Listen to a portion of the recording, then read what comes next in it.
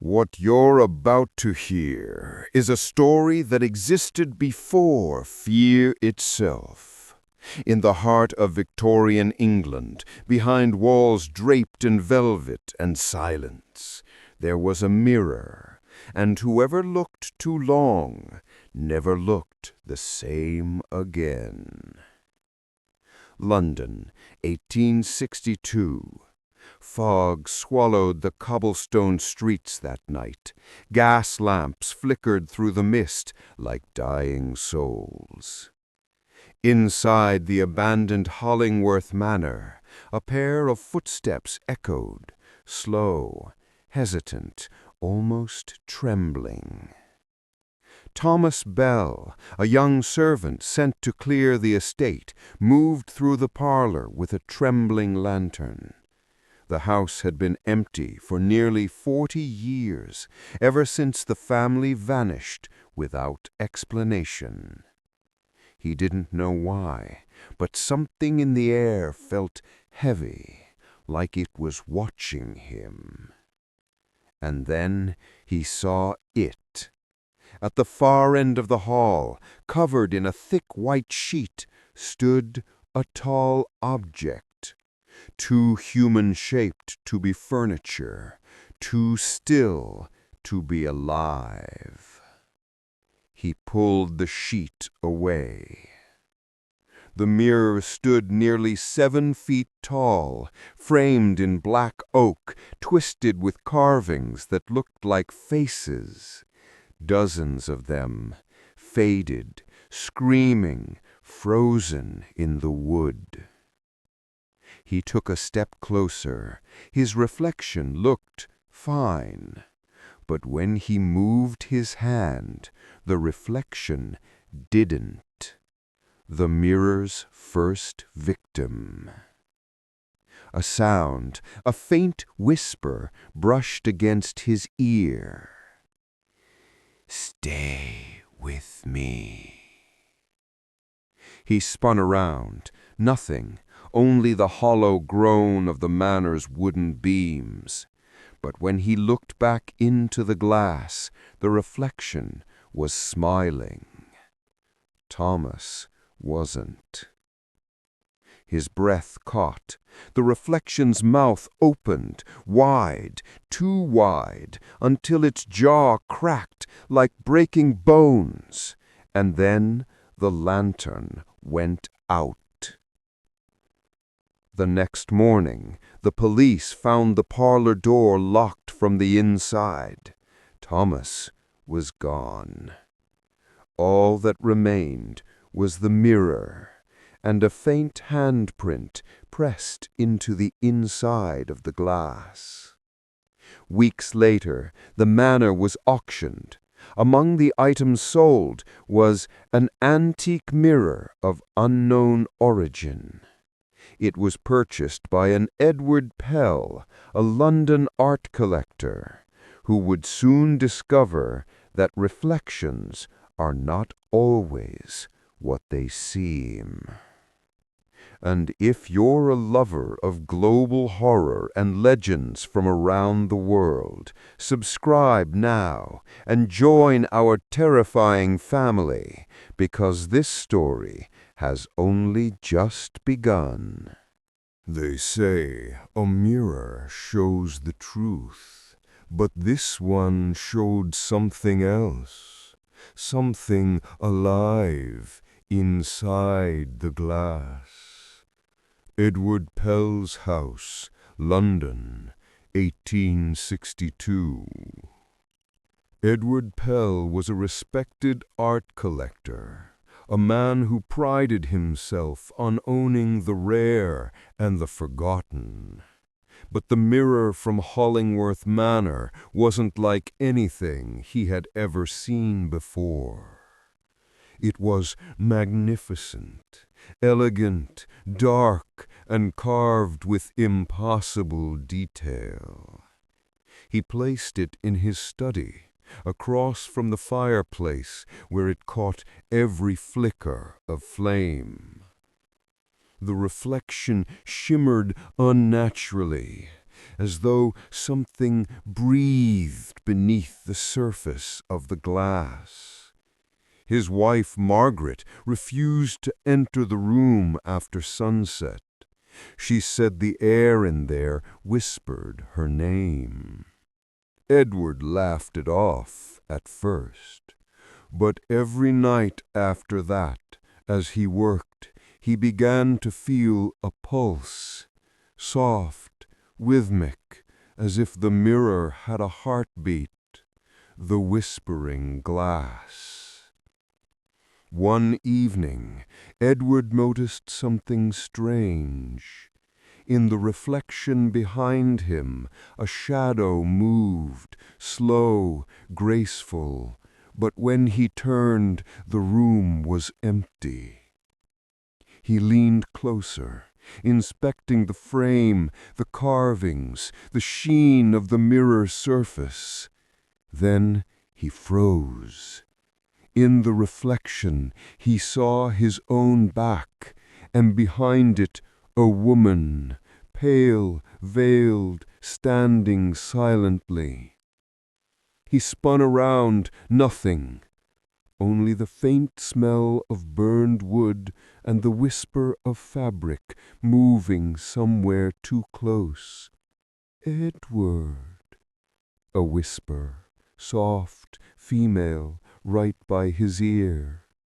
He stumbled backward, knocking over a lamp. The firelight danced across the mirror, and for the briefest second he saw her face, or what was left of it. Her mouth was gone, only a gaping void remained, and from that void, breath fogged the glass from inside. He screamed, but no sound came out. Margaret's fear. Days passed. Edward became withdrawn, pale, obsessed. He spent hours staring into the mirror, muttering as though speaking to someone only he could see. Margaret, terrified, called upon Reverend Huxley, a local priest known for exorcisms and cleansing rituals. When the Reverend entered the study, the air turned bitter cold. He looked into the mirror once, and his reflection didn't move. Then he whispered, "This is no mirror. This is a door." That night, Edward locked himself in the study. From behind the door came the sounds of scratching, laughter, and a woman's voice repeating a single phrase. "You took my face, now I'll take yours." When Margaret entered the next morning, the mirror was cracked, and Edward was gone. But his reflection remained. Sometimes when a mirror breaks, it doesn't end the curse. It releases what was trapped inside. When the police arrived, the room was silent. But in the broken mirror, 9 faces stared back, and only one of them was human.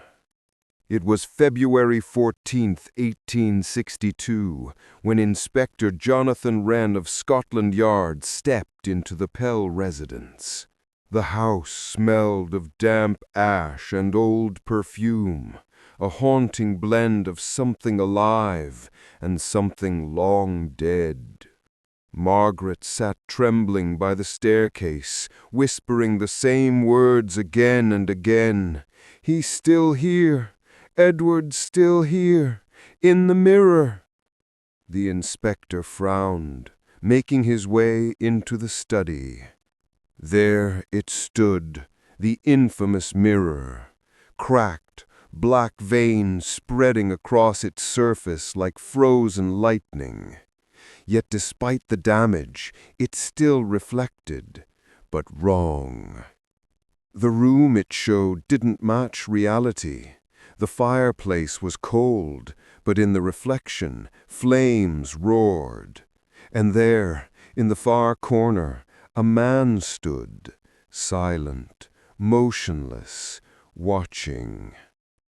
The spirit in the glass.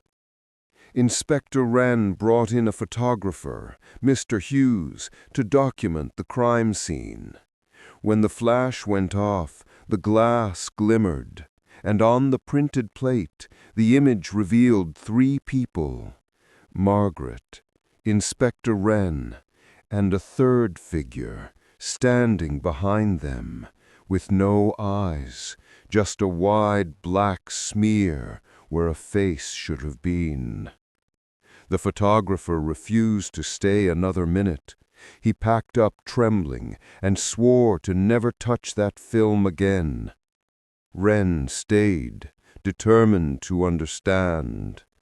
He placed his hand on the mirror's surface, and the glass was warm. Suddenly, a whisper slithered from nowhere. "Do you want to see?" The reflection moved. His own face smiled back at him, though he hadn't moved a muscle. He pulled his hand away, horrified, and turned to flee.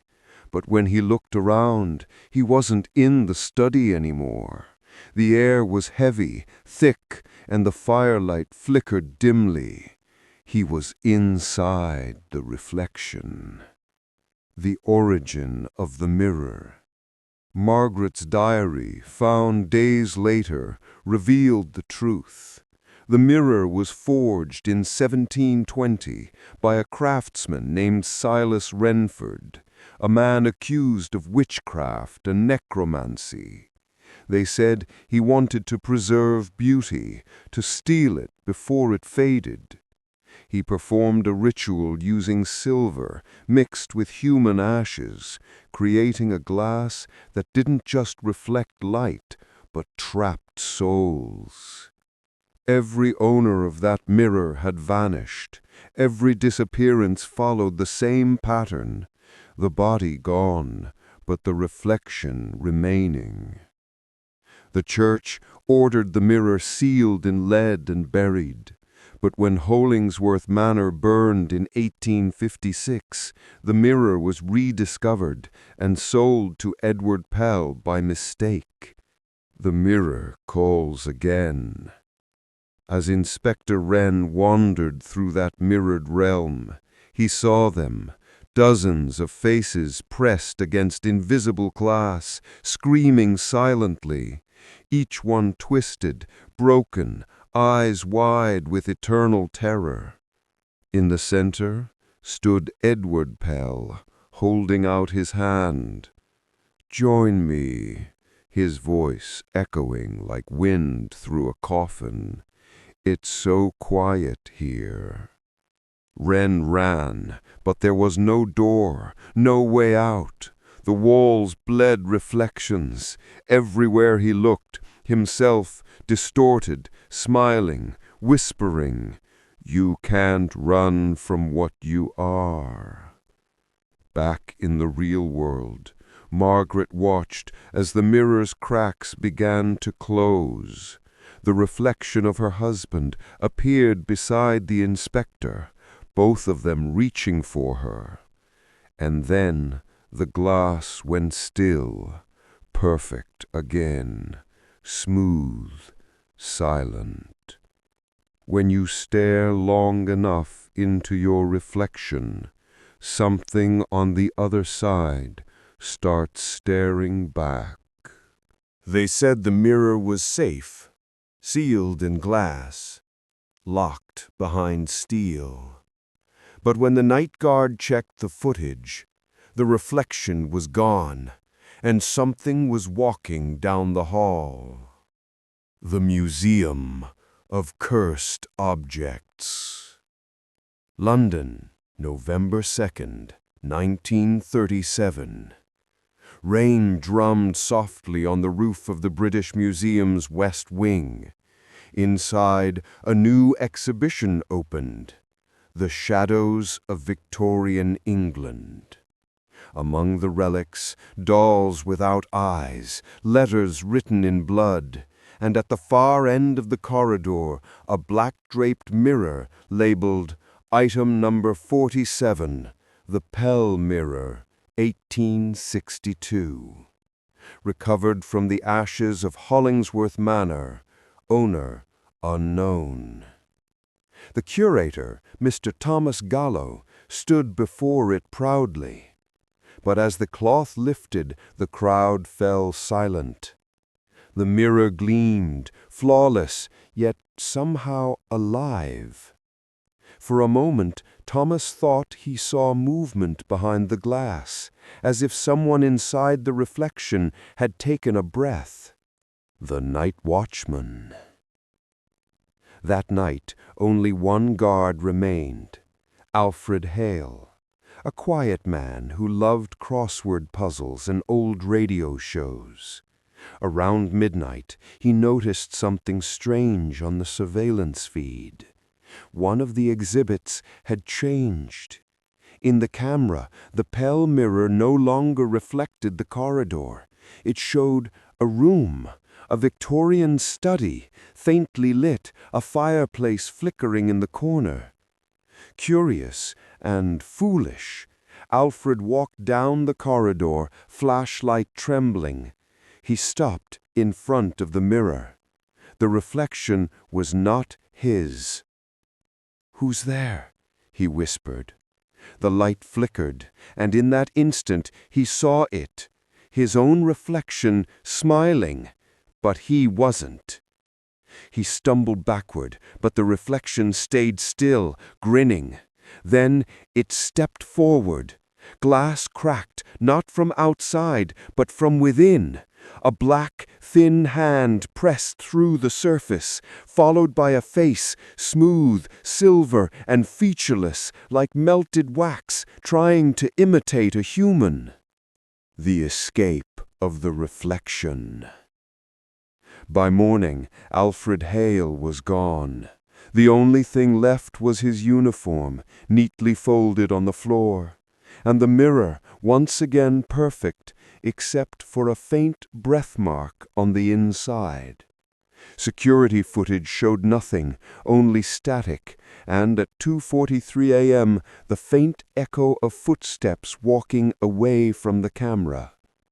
Over the next weeks, strange things spread through London. People reported seeing their own faces in other people's reflections. A woman swore she saw herself standing behind her, smiling. Another man was found dead beside a shattered mirror, his face completely blank, as if wiped clean. The newspapers called it the Silver Curse. The museum denied everything, but quietly the Pell mirror was sealed again and moved to the basement, locked behind iron and prayer. The Collector's Secret. In 1952, a letter was found among Mr. Gallo's belongings. It was addressed to the museum's board, never sent. "To whom it concern, I have made a grave mistake. The mirror is not an artifact, it's a doorway. What came out that night wasn't Alfred Hale. It wore his face for a while, until it found mine." The letter ended with a single handprint pressed in silver dust. The Epilogue. Present day, 2024. The museum is closed for renovation. A group of workers enter the old basement. One of them brushes away the dust and finds a sheet covering something large. "Hey, look, a mirror!" He pulls the cover off. The glass is flawless. For a second, his reflection doesn't move. Then it whispers, "Finally, out again." The screen fades to black, static, and then a faint sound, tap, tap, tap, as if something inside the mirror is knocking from your side of the screen. They say every mirror holds a shadow of you that doesn't belong here. So next time you look, make sure it looks back at the same time. If you loved this story, subscribe to join our haunted family. Leave a like before your reflection does, and comment below which cursed object you want us to summon next.